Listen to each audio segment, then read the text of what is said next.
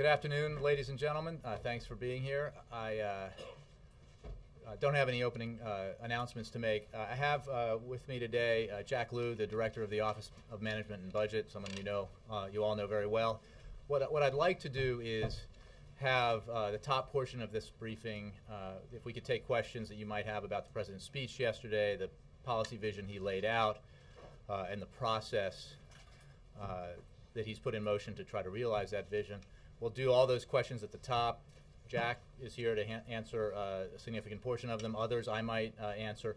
But Jack's going to have to leave at a point after that, and I don't want to have to restart the briefing. So if we can I'll go on and answer questions on other subjects, but let's do this subject at the top, and then we can move on to other things.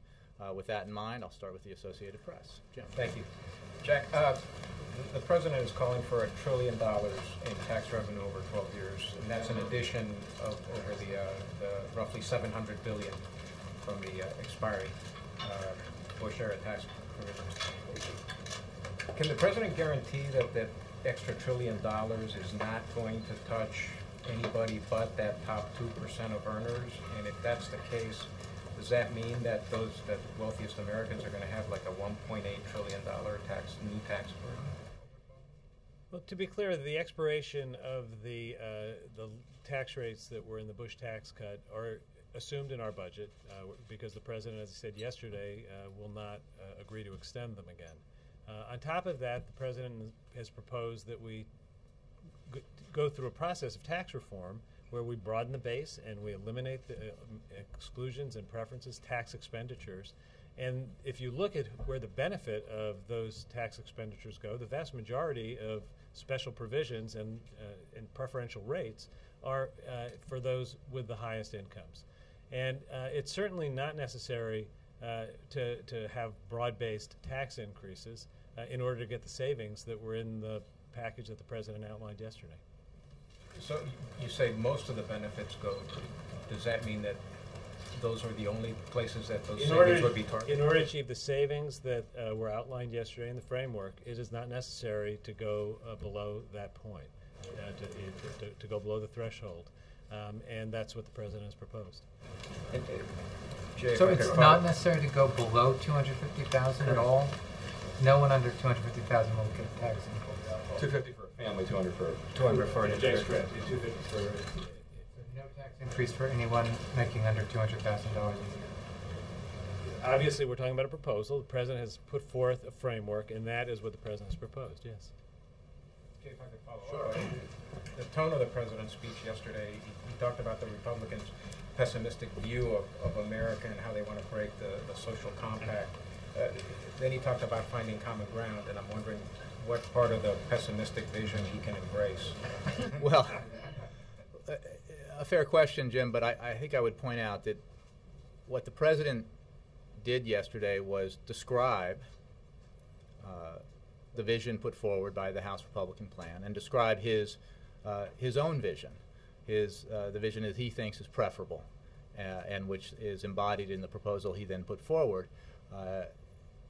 What is true is that these are competing visions and that these are contentious issues. There's a long history in Washington of contentious issues being resolved in a bipartisan way. It's been done under Ronald Reagan and Tip O'Neill.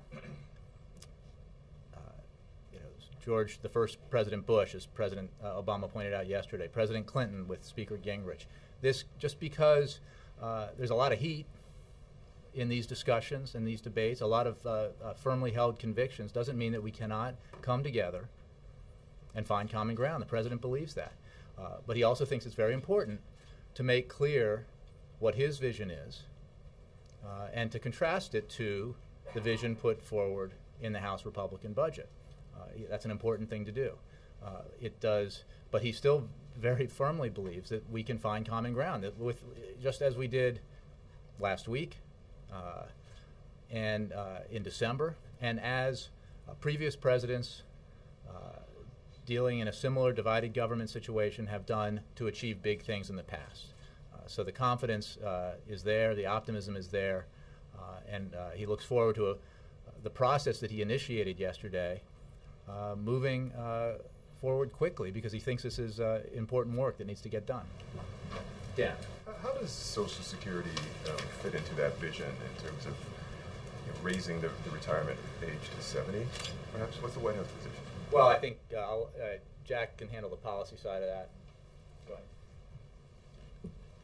The president has, on a number of occasions, including yesterday and going back to the State of the Union, made clear that he thinks that it's important that we deal with Social Security and that we deal with it now. But Social Security is a different issue than these other fiscal challenges. The real problem is a 75-year problem. The problem is that we have an obligation to keep Social Security sound so that people who are working today and who are going to be retiring and getting benefits many years from now can count on the system. Social Security did not cause the deficit we have now. Social Security ran a surplus for many, many years, since 1983. And the Social Security Trust Fund was built up to a point where if we weren't in the bad fiscal conditions we were in, it would be in fine shape. So it's not fair to put it in the same place as other things that are being discussed for deficit reduction. It is a parallel and important challenge, but it's not the same. And we would very much like to engage in a process to work through Social Security, where we learned in the 1980s. I was involved in 1983. I was involved in 1981 and 82 when we didn't have such great consensus on Social Security. I was involved in 1983 when we did. When reasonable people look for the sensible middle, you can agree on Social Security. It's actually not as complicated as a matter of policy as health care is. And we need to get to the process of having that conversation without coming with preconditions and lots of statements in advance. The suggestion that we should be laying down a policy on Social Security, my own view as somebody who's lived through battles on Social Security is that's not the way to advance the dialogue. As soon as one party lays down a position, the other parties take a counter position. The way to make progress on Social Security is to say we're going to protect Social Security for 75 years. We want to do it in a way that's reasonable and balanced, and to have the conversation. So I think the president's shown leadership on it on a number of occasions, putting it out there in the frame, which I personally believe is the way you can make progress. Let me get to Jeff. Yeah. Thanks, Jay. May I ask kind of a wonky question? Another area where the Republicans and Democrats don't necessarily agree is on the debt limit. Is the White House, is the administration preparing contingency plans now already for the possibility that the debt ceiling will not be extended, such as through a staggered default? I think one of the very encouraging things about the leadership meeting yesterday was that all parties agreed that it's unthinkable that the United States would not be able to meet its obligations on its debt. The full faith and credit of the United States is something that we have a real obligation, a trust relationship with our people not to undermine. And that's why we've said these issues shouldn't be connected. The debt limit should just be extended, and we need to have this urgent debate on our fiscal condition. I think that Secretary of Treasury has made clear in his communications with Congress what kinds of flexibility he has if we reach a debt limit, and they're very limited. It's been his view, and I think correctly, that there should be no misunderstanding of what our levers are, what our options are. So we've been transparent with the Congress. There isn't anything else that, besides what the Secretary of the Treasury has shared with Congress, and everyone should know that it's not like the government shutdown. It will be a very bad thing if all of the cable TV stations have countdown clocks to government default. The fact of anticipation would in and of itself undermine our position as an economic power. So nobody should be playing chicken with the debt limit. We should get it done. We should get it done soon, early, and get it out of the way. How much? Can you address the wonky part, though? Is staggered default something that the White House is looking at in terms of contingency planning? We have outlined to the Congress all of the levers that we have. Jay. Jack, if you could help us understand some of the more stark depictions that President Obama laid out yesterday of the Ryan plan. He said that 65-year-olds would have to pay $6,500 more in their Medicare. He said 50 million Americans potentially could lose their health care. I assume that's combined with the repeal of the health care bill, is that right, or no, the 50 million number? I'd have to go back and check. But in any case, he said that seniors wouldn't be able to afford nursing homes, Poor children would lose their health care. Middle-class families who have children with disabilities would not be able to care for them. Could you explain how the Ryan plan would do that? So let me go through the pieces. It really flows from several different pieces of the Republican budget. On Medicare, the proposal that they've put forward is that we basically move from where we are now, which is a defined benefit plan, to a system which, if it were in the private sector, you'd call it a defined contribution plan. There's a bit of disagreement as to what it's called. The congressman calls his plan premium support. We've called it vouchers. I will just say that the people who designed the idea of premium support have said they don't think it's premium support. So this is not something that we've said. I mean, if you talk to Henry Aaron or Alice Rivlin, both of whom have embraced the idea of premium support at various points, they've said that this is not what it means. But the way it would work is that instead of getting a benefit package when you turn 65, which is what happens now, you'd get a check. You'd get the ability to pay a premium. The problem is it won't cover the cost of the package. If the package gets more expensive, the retired person would be on their own. The estimate that the president used reflects the fact that between out-of-pocket expenses and premiums out of pocket, a senior citizen would have to spend $6,400 more. Now, we think that takes you back to what were the pre-Medicare days, when many, in fact, most old people couldn't afford health insurance. Most old people don't have $6,000 to spend out of pocket. And if you have to choose between a health insurance premium and food on the table, that's a very bad choice to force people to make in their retirement. $6,400, where does that come from? It's a combination of what the estimated cost of the Medicare package would be plus the out-of-pocket expenses under insurance. So it's a calculation that's been worked out based on where you would be under the current system versus where you would be if the Republican plan were to take effect. Now, it's clear here where they get the savings. I'm not going to challenge that there are savings. What they've said is that the risk of escalating health care costs should be shifted from the commonweal, from the federal government, to the individual. And if you take that risk away from the Medicare program and say that each individual will bear it, it does reduce spending, but it doesn't provide the kind of benefit package that we have today. The argument that's made is that the system will be competitive, there will be alternatives out there. It wasn't the case before Medicare. We didn't have lots of competition for retired people to get health insurance on their own. And the stark reality is it's a very different world. It is not Medicare as we know it today. It's not a defined benefit plan which everyone is participating in. Now, in terms of the nursing home care and disabled children, that's more of a Medicaid issue than a Medicare issue. Everyone knows that Medicaid is not one federal program. It's 50 state programs. What the Republican plan would do would be to block grant it, give a great deal of flexibility to the states, and lower funding, and tell the states, you run your programs with less money. Well, if you run the programs with less money, you have to ask what's going to give. And where all the cost growth in Medicaid is, or much of the cost growth is long-term care for elderly people and disabled people.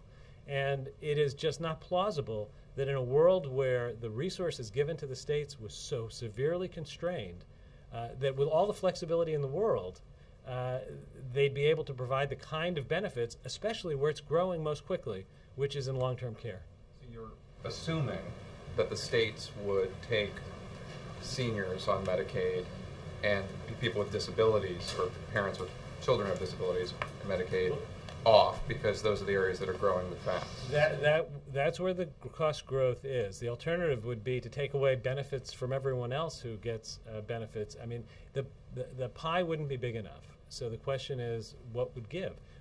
Clearly the areas of growth have been in the areas the president mentioned. It's not actually based on anything factually in the Ryan proposal. Well, I think that when we make policy based on projections and expectations of what's going to happen, and I think it is a very reasonable projection that the kinds of choices created by the block granting and the reduced funding would make it impossible to have the mix that we have today.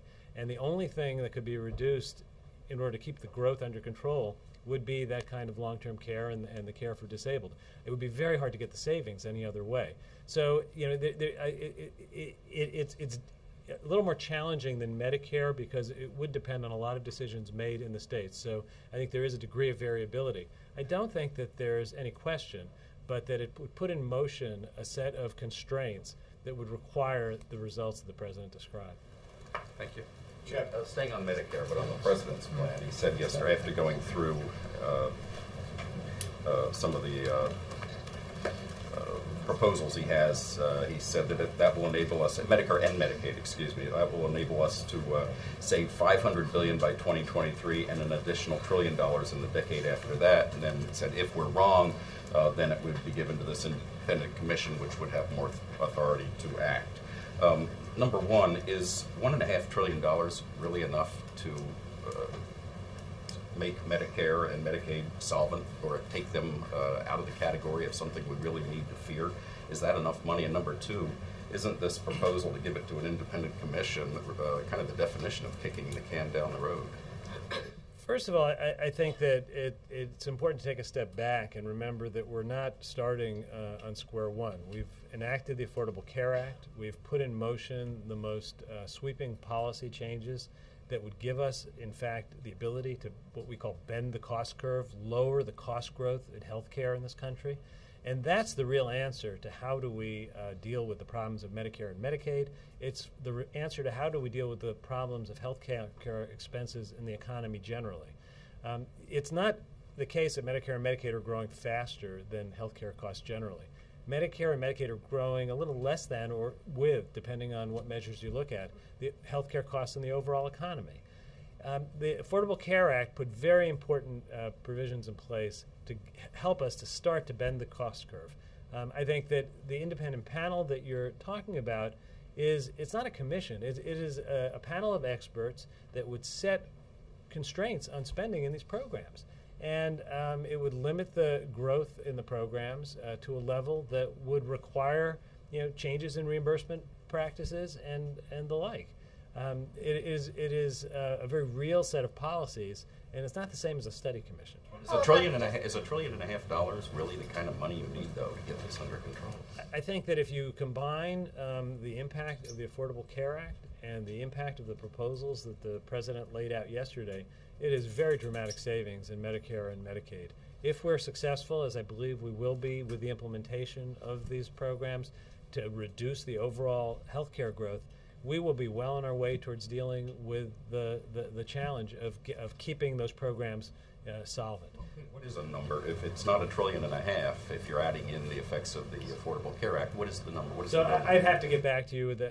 I've been focusing on budget numbers, not trust fund solvency numbers. So I don't want to off the cuff make up a trust fund solvency number. Just following up kind of. So you said when Jake was asking about Medicaid and if they give it to the states and these states are going to, and they have limited funds, states are going to make these tough decisions and it's going to hurt older folks and young disabled kids, etc. But you guys envision cutting Medicaid, right? So I mean, aren't there going to be cuts that affect? I mean, couldn't the same assumption be made about your own plan? No, I think everything's a matter of degree, and you look at the magnitude of savings in the Republican budget that are concentrated in Medicaid and, frankly, more broadly in programs that serve poor people. It would very much change the social fabric of this country. I think that in Medicaid, flexibility to the states is something the President has said he wants to work on. Dealing with the problem of the so-called dual eligibles, people who are in Medicare and Medicaid, is something he wants to work with the states on. And correcting the way we reimburse under these programs to make sure that we're only paying once and we're paying the right amount, making sure that programs don't become ways of overbilling the federal government, whether it's from a provider or the way states bill the federal government for their share of reimbursement. Those are the kinds of things that we're looking at in our savings. And I don't want to sugarcoat it. It is tough, the stuff in our budget. Our budget has the deepest Medicare and Medicaid savings that I've ever been part of putting together. It's going to have an impact. It's going to put pressure on the system, but it won't do it in a way that pushes the risk to the beneficiary. And that's a difference. It makes a difference. The President laid out his plan. Ryan's laid out his plan. Gang of Six is working on their plan, and the Deficit Commission folks, when they left, seemed to be saying that maybe the Gang of Six was the great hope. Is that where the common ground comes in? I mean, is that where, are you guys really hopeful that they'll be a key to making this all come together? Well, when the president met with the co-chairman of the Deficit Commission, he was very much appreciative of the work that they had done, very complimentary of the work they had done, and very grateful that they said they wanted to stay involved. The so-called Gang of Six is doing important work. It's having a bipartisan conversation on tough stuff, where there are members who are doing things that take them away from the kind of mainstream of each of their caucuses. It's important that they continue their work, and that kind of a bipartisan conversation grow. I think what the president laid out yesterday in terms of his meeting with the leaders was a very practical process for how do you get from here to where we need to go. And I think that you'll see that when Congress comes back at the beginning of May from the recess, the Vice President will meet with the leaders and lay out the issues that they need to work through with a pretty tight deadline. I mean, the goal of having progress by Memorial Day and something that we can vote on by the end of June is it's a significant challenge. The more support there is for ideas in the broad center, the better off we'll be. But it's the work of the leaders, the president, the vice president, those of us on the economic team to really drive the process forward, and we very much hope to have the support of the groups that are working to find a sensible middle. Considering the tone in this town, though, following the speech yesterday, is it realistic to get something done that quickly? You know, I think that if one asks what's realistic going forward, the most popular thing in Washington is to say it's impossible to get anything done. Early December, everyone said it was impossible that there'd be agreement on the tax bill. They certainly thought it was impossible that the START Treaty would be ratified. Going back just a week ago, everyone thought it would be impossible that we could reach agreement between the White House and the Congress on historic reductions in spending. Congress is voting on those today. I tend to be an optimist. I tend to also be a realist. I think that we're facing a very real sense of urgency, because it's not an acceptable thing to have the world asking questions, is the United States taking its fiscal future seriously? That's something we need to address because it is a real issue. And it's not because of something being tied to something else. It's because we have to, for our own creditworthiness, for our own financial stability, demonstrate that Washington can make decisions. The scope of what we can make decisions on, obviously, there are limits to what you can do in 30 days or 60 days. I think that there is a lot of progress was made just yesterday. The first step of reaching a bipartisan consensus, in my experience, it certainly was true in the 1980s and the 1990s, was to have an agreement on the shape of the problem. If we can agree that the shape of the problem is that we need to be looking at $4 trillion of deficit reduction over the next 10 to 12 years, we've made progress already. Once responsible leaders define a problem, they then take on the burden of finding a solution. And I think that coming back from the recess, we will sit down together, and it will be a challenge. I'm not going to suggest that we're going to meet once and walk out of the room and everyone will be kind of holding hands saying we finished our work. But I think that by Memorial Day we can have significant progress, and we're going to do our very best to have something to vote on at the end of June. I gotta let Jack go. So one more for Jack, Carol. Quick follow on Social Security. It sounds like you're saying that the president, by being vague on specifics, makes it more likely that something would actually happen. Is that an accurate read? I would characterize it a little bit differently. I think by setting out principles as opposed to hard lines, and by saying that we need to sit down together and work quickly to deal with it, he's outlined a frame for the way we have successfully dealt with Social Security in the past. And I think that's an invitation that's sincere. He's repeated it on many occasions. I've certainly repeated it on many occasions. And I think that it should be parallel to these conversations, not part of them. But it's something that we should waste no time in getting on to. Thank you, Jack. Thank you. Thank you. So picking up from there, yes, Mike. When the president says he wants a final agreement by the end of June, what are his parameters for the scope of that agreement? When he says final agreement, does he mean an agreement that has $4 trillion of savings over 10 or 12 years? Does he mean just whatever it takes to get this debt limit through Congress? And it can't be because of the financial markets. The last time I checked, 10-year bond yields were under 3.5%. So what is the scope that would be acceptable for that final agreement race? And how hard and fast is that end of June deadline? Well, I think there is a process that he laid out both yesterday in his speech and in the room in more detail with the leadership that requires a certain amount of focus and urgency to address these issues. As Jack just said, you can't solve all of this. You can't do all of this in 30 or 60 days, obviously. But what you can agree on is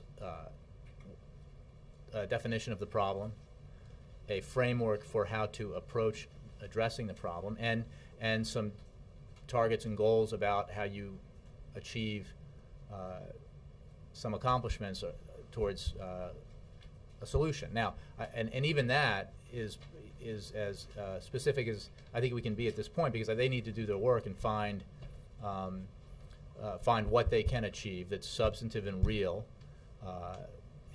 within that time frame that demonstrates the fact that these very difficult issues are being addressed in a bipartisan way by a very serious group of lawmakers, and so that we can keep moving forward and address the problem. So it sounds like a framework would be enough.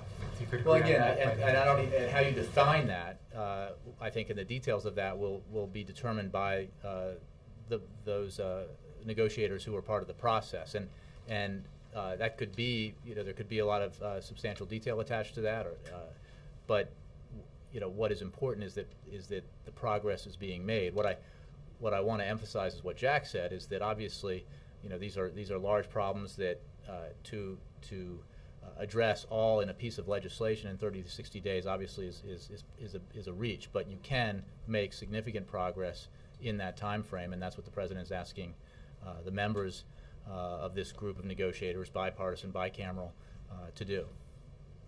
Mark. Jay, can you tell us what President Obama meant when he said in his speech he wants to make the tax code more simple and fair? I think he wants to make the tax code more simple and more fair. It's filled with a lot of complexities, a lot of loopholes, a lot of things that I think makes the average American tear his or her hair out when they're trying to do their taxes. And so the goal of tax reform is to make the code more simple and more fair, and that's a principle that he's applied previously in his goal of corporate tax reform, and he applied the same principle when he discussed individual tax reform yesterday. And I think that that would be a process, an outcome that would be welcome by every American who pays taxes. Is raising tax rates on some but not all, is that fair? Well, what the president made clear is that in order to address our significant deficit and long-term debt problem, that we have to have shared responsibility as well as shared opportunity and shared prosperity. And the fact is that in a time of constraints, in a time when we have to make tough choices about how we invest taxpayers' money, we have to be extremely rigorous in deciding what's vital, what's a priority, and what can be cut. It's important that the burden is shared and the burden is fair. And what the president firmly believes is that we cannot extend the Bush tax cuts for the wealthiest Americans at the cost of $750 billion, I believe the figure is, over 10 years, when we have this mountain of debt to deal with. So it's about balance and shared burden so that we can all share equally in the prosperity of this country. Do you know if he has sent in his taxes yet? I don't have an answer to that question. I'll get back to you on it. Okay. Yes. Do you guys still disagree that that speech yesterday had sharp political overtones? What the speech did, Savannah, was explain the problem to the American people, because this is complicated stuff. Americans know very well that we have a deficit problem and a debt problem.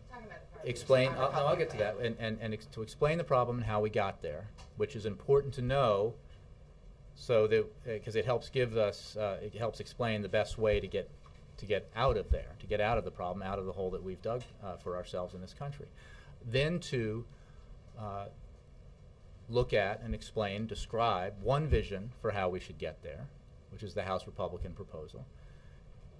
The president believes that Chairman Ryan's very sincere, that he's and that the proposal reflects his beliefs, and that's important. And the fact that he shares the goal that the president shares, and the House Republicans share the goal, and I think leaders of both parties share the goal that we need to seriously address our deficit and debt problems, and share the goal roughly of the same target in terms of deficit reduction over 10 or 12 years, $4 trillion. That's important. How we get there is also very important. And what the president did was describe one vision and then describe his own. And the fact that there are stark disagreements about how you get there and what those visions are, is a reality that we shouldn't hide from. But what he did was describe it and then describe his own vision. And he believes that, it's not yesterday that there were serious disagreements on major issues in this country or this city, and yet we have been able to meet the challenge of reaching a bipartisan consensus to deal with these really thorny questions in the past, and he believes that we can do that. So you're saying the speech was devoid of politics or political motivations? You have to define by what you mean by politics and political motivations. He was laying out his vision on a very substantive issue, wonky issue, if you will: deficits, debts, spending, entitlements, interest payments, Pentagon spending. This is not a campaign speech. This is a policy speech. The fact that there are competing visions between one political party and the other is a reality that we need to be aware of as we go forward, and explaining the differences is an important process as we negotiate through, because the American people need to hear what the differing ideas are as they make assessments about what the right answers are, and they watch the process, this bipartisan process, as it begins after the recess, and assess the progress it's making. Why mention the 2012 presidential candidates? I think that he was again making the point that there are some firmly held convictions, earnestly, firmly, sincerely held convictions on both sides. And I think that's legitimate. That's why we have the system we have. And in an era of divided government, the way to get things done when the issues are tough is through compromise and bipartisan negotiation. And that is what he set up in that speech and in his meeting yesterday with the leaders. Do you agree that there's some distance between those Republican candidates? Sorry, say again. Would you agree that there's some distance between the Republican candidates you referred to in that speech and the Ryan budget proposal? The speech made it sound like all the candidates on the Republican side had embraced. I don't think he said that, and I honestly haven't analyzed where potential candidates from the other party are on many things or on this budget. So I think you're mischaracterizing what he said. I think the point is that the budget proposal, which has been widely analyzed and in many ways applauded by elements of the Republican Party, which is fine because it represents a clear view of things. That's pointing that out is pointing out a simple fact, and then describing it in the way he described it, was I think a fair thing to do as he laid out his own vision for what we should do to address these difficult problems. Jake. Do you guys have any comment on the Congressional Budget Office report that indicated that instead of $38.5 billion in savings from the budget deal, or $78.5 billion from the budget deal, is actually $352 million? I don't. I wish you had asked Jack that question. I don't have a comment on that. Maybe you can get back to us. Right. Ask another one. Sure. for the sake of this question, if we could posit that this is, just to remove this talking point from the equation, that this is the most transparent administration in history. That said, do you have any comment on the Center for Public Integrity study indicating that there are a lot of holes in the visitors logs, that a lot of people come and don't sign the visitors logs, and there seem to be some problems with them? Well, what I would say, in addition to pointing out, because while I think it's possible that all the television stations and networks in the country and the world who are watching this might play your soundbite about the fact that this is the most transparent administration in history. I think it's just for the sake of argument. Okay. But I'm glad you acknowledged it. But the laughter reflected. But let me. That's not sincere. Okay. Let me. No, fair point. No, but it is. You know, we have made extraordinary efforts. This president has made extraordinary efforts to demonstrate the transparency that he thinks is vitally important. What I would note about the fact that we release records that have never been released before is that the system of the wave system from which these releases are drawn is not designed for. It's not visitors logs. They're not designed for public release. They're designed for security reasons. So the fact that it's incomplete is not a reflection of any effort to withhold information. We release the information that we have in ways that have never been done before by any administration of any party, and we continue to work on ways to enhance the transparency that we've achieved already. But did that? I don't have a comment on the report except to say that that the system is not designed for this use that we've put it to, which is to release the information. It's a security system designed to protect the first family, the second family, the people who work here. The report seemed to suggest that there are people who, not for security reasons, not CIA officers off the fields of Afghanistan, but Stevie Wonder or celebrities, people who have come here who don't show up in the visitors logs. I think you could address that question to how I deal with it to the Secret Service. I would say that one point that they seem to make a big deal about was that assistants often are the names attached to who's visited, because assistants tend to clear people in. Often if somebody's seeing Jack Lew over at OMB or me or whatever, that somebody in that office will be the name associated with clearing someone in. That's how the system works, so that if there's a problem at the gate, they know who to call to clear something up, or to make sure that the person who's visiting is the right person and why the information may not match. So I think there's, the system is there for security reasons. The processes that are used by the Secret Service, I'd have to refer questions about that to them. But our effort at transparency is broad and sincere, and we continue to make efforts to be to earn our reputation as the most transparent administration in history every day. Jim, and then I'm going to get to the back rows. Yeah. I just wanted to ask Olivia a question, if I could. Does the president agree with David Cameron and President Sarkozy that there should be more intensified strikes by NATO in Libya, and is there any intent now for the president to join them in some kind of joint statement on Libya at this point? Well, the leaders of those countries are close. Those countries are close allies. We have very close relationships with those, with Britain and France, and the president has extremely good working relationship with the leaders of those countries. And we also have great confidence in NATO's capacity to fulfill the mission of implementing United Nations Security Council Resolution 1973. I would note, actually, that it's my understanding that strikes, the tempo of the campaign, questions about that should be asked at NATO or at the Defense Department, but it is my understanding that tempo has picked up. I mean, it depends on the operations that they're undertaking. So we remain confident that NATO is fully capable of executing the mission. And remember what the mission is. Clearly defined. Enforce the no-fly zone, enforce the arms embargo, and protect civilians.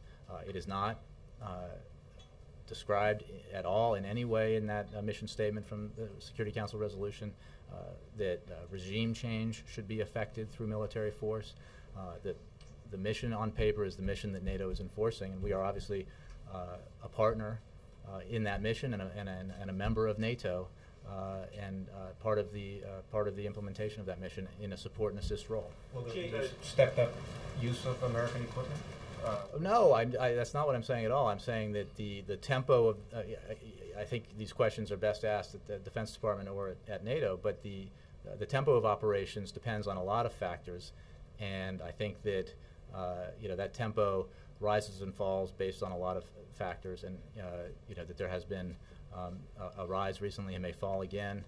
But again, it's about fulfilling the mission that's outlined in that resolution. Libyan state television had video today of Libyan leader Muammar Gaddafi riding about town in Tripoli. His head was sticking up through the sunroof. He seemed to be in a very celebratory mood. He was greeted by throngs of people all about town. What's the administration's reaction to that? He seemed to be thumbing his nose. We have no reaction to that, which I haven't seen, except to say that a repressive leader's ability to create a little propaganda is not unprecedented. It happens all the time. I will tell you simply that what we and our international partners are doing every day is tightening the noose around Gaddafi through the sanctions that we've implemented and the other measures that we've taken. We have made it increasingly uncomfortable for those around him to continue to stay with him because of the sanctions. As you know, some leaders of that regime have made the choice to depart from the Gaddafi regime, and we look forward to more of that happening. I will tell you, it didn't look like the noose was tightening around him today, and I realized, Jay, you didn't see the video yet. Yes. Again, the noose, if I would just make the clear point that it is not the military objective of the NATO mission authorized by UN Security Council Resolution 1973 to effect regime change through military force. So the statement you just made is somewhat meaningless, because the noose I'm referring to has to do with sanctions and other non-lethal measures taken by the United States unilaterally and with our partners. Thank Margaret. you. I hope you can bear with me. I want to ask you the question that I was going to ask Jack, and then the question I was going to ask you. The first is, I want to follow up on Jim's tax expenditures question. Number one, is the president envisioning that capital gains be treated as ordinary income under this plan? And also, within the confines of the fact that this would only affect 250,000 and over families, does the administration support getting rid of the mortgage interest deductions, tax and Cadillac health care plans, further state and local property tax deductions, and charitable giving? Are those all on the table as far as you're concerned? What I think we've said generally is not with regard to any specifics that you just mentioned, is that the president believes that one of the important principles in these kind of negotiations is that everything has to be on the table, and the president has also made clear what his principles are and where he will not go. Some of those specifics that are answerable, I wish you would ask Jack. I know you didn't get a question, but I direct you to the Office of Management and Budget for some of that. Okay. Wait, okay, so I should follow up with them on that.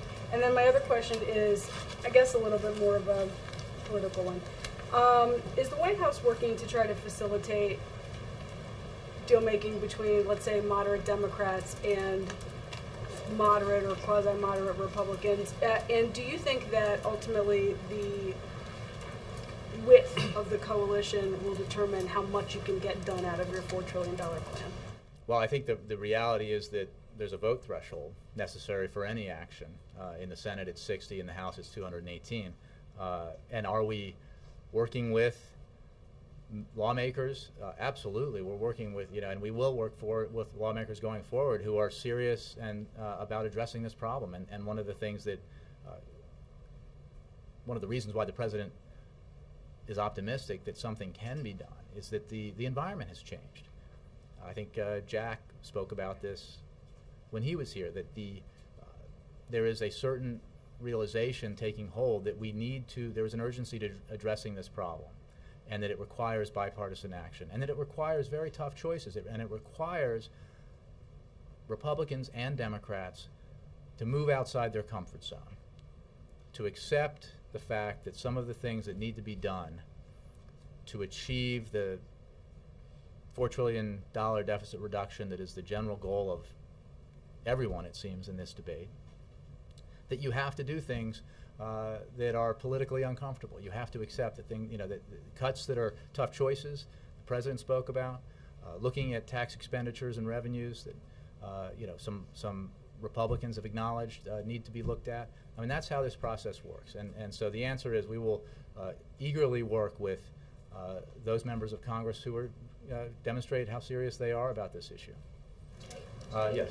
Under the president's plan, when does the U.S. have a balanced budget? You guys saw the paper. I don't think I have an answer on that. I think the issue is what's the size of the deficit as a ratio to the economy, to the GDP. I don't know that we have a projection for a balanced budget within any particular time frame, but it is the national debt, not just the deficit, but well, what does it do to the I think we national put out a debt? lot of paper on that. You should definitely reference the paper. I could go get it and look it up. But if not, why don't you get back to us on that? What it does for the debt, not the deficit. What does it do for the national debt? What is an acceptable national debt? I'll have to look it up, but well, I don't think we made projections on employment. Obviously strengthening our economy and strengthening our balance sheet, we believe, while protecting the very investments that are essential to keeping the economy growing, will have a very positive impact on our economy. And one of the reasons why the president during this recent budget debate was so insistent on protecting some of these investments was because his starting position on those negotiations was we cannot do something in this process that will jeopardize the growth in the economy or the growth in the creation of jobs that we've seen so far.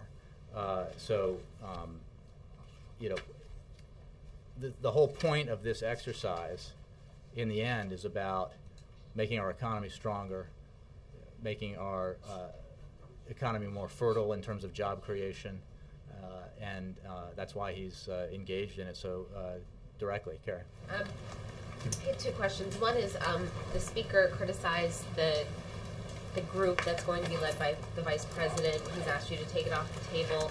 I understand one thing you may be interested in is a smaller group. Is that something the president would? Is that a subject of negotiations right now with members of Congress, leaders? And then I just had a second one I can follow up after you answer. I don't believe it's a subject of negotiation. The president just laid out this plan, this proposal yesterday. He made clear, why he believed it was the right structure for the negotiations, and obviously there are a number of significant players in both houses of Congress who are important because of their positions to this kind of negotiation, and I think that's how we envisioned the process being put forward, and each leader will appoint the members that he or she wants to participate. So I think that gives every leader a great deal of flexibility in deciding who should participate. And just to follow up on the Erskine Bowles and Alan Simpson, they released their plan, in December. What took so long for the president to invite them to the White House to essentially endorse their plan? What took him so long? Well, first of all, Erskine Bowles and Alan Simpson have been here on numerous occasions in the past. He announced his plan yesterday, and they came today. That's pretty fast. I know in the way that the environment works these days that it wasn't within the first hour, but they were here pretty darn quickly. The time frame I'm talking about, in December they released their plan, and it seems like just today or yesterday it was the president's sort of full endorsement of what they've done. Why did it take so long? Well, I think what he did was say that that the commission's work served as a guidepost to the proposal that he put out yesterday. He adopted some of their proposals in his 2012 budget, and he adopted many more in the proposal he put forward yesterday, and continues to look to that document for ideas for going forward. And shouldn't be lost on you that the Vice President's Chief of Staff was the executive director of that commission, and is obviously playing an important role going forward in all of this. So the fact that the President was very appreciative of the work that they did, thought it was extremely important, was the case in December, and has been the case every day since then, and will be the case going forward. One of the things that he was so appreciative about today in their meeting was that they have both committed to stay engaged in this process, because they're very important voices in this, and they helped create a framework that has helped change the debate and change the tone here. And that's vitally important. Thanks. Okay, foreign media. Thanks very much. One foreign media. Next tomorrow.